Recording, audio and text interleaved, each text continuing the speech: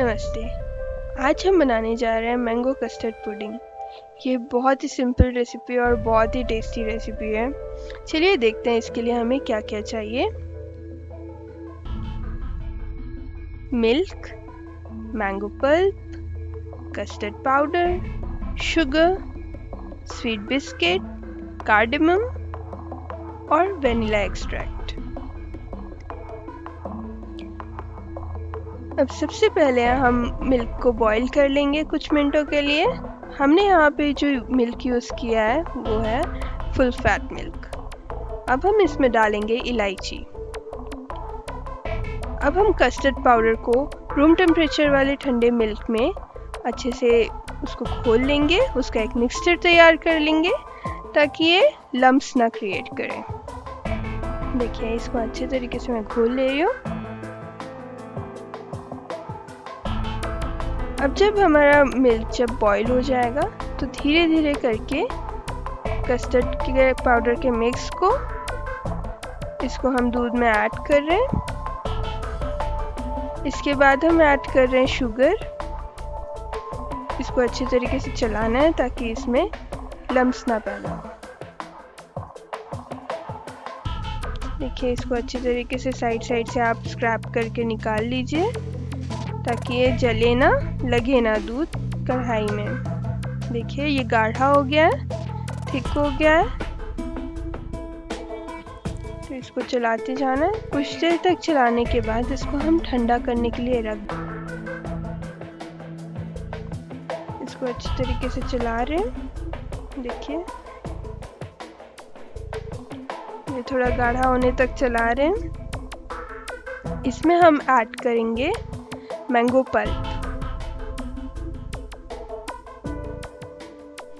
Mango pulp हमने जो लिया था उसको हम ऐड कर रहे हैं। उसको अब बहुत अच्छी तरीके से इसमें मिक्स करना है।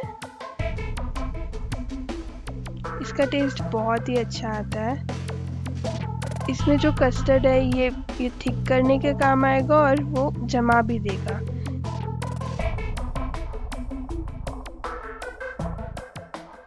इसके बाद हमने लिया है वेनिला एक्सट्रैक्ट।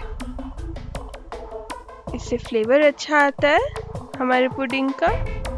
और इसको हम अच्छी तरीके से मिक्स कर दे रहे हैं। अब हम इसको थोड़ा ठंडा करने के लिए रख देंगे। एक ग्लास में हम निकाल ले रहे हैं। इसको हम टिल्ट करके रख दे रहे हैं। अब एक पैन में बटर ले रहे हैं सेकेंड लेयर प्रिपेयर करने के लिए। पैन में बटर ले रहे हैं, उसको पिघला ले रहे हैं और इसके बाद हम ऐड कर रहे हैं बिस्किट। आप कोई भी प्रकार के बिस्किट ले सकते हैं। कोई भी स्वीट बिस्किट आप ले सकते हैं। देखिए इसका मैंने पाउडर बना लिया। अब इसको थोड़ी देर के लिए हम फ्राई करेंगे। देखिए ये हमारा सेकेंड लेयर प्रिपेयर हो चुका है। बिस्किट का जो है सेकेंड लेयर हम बनाएंगे। इसका टेस्ट बहुत ही लाजवाब आता है। अब हम इसको ठंडा करने के लिए रख देंगे।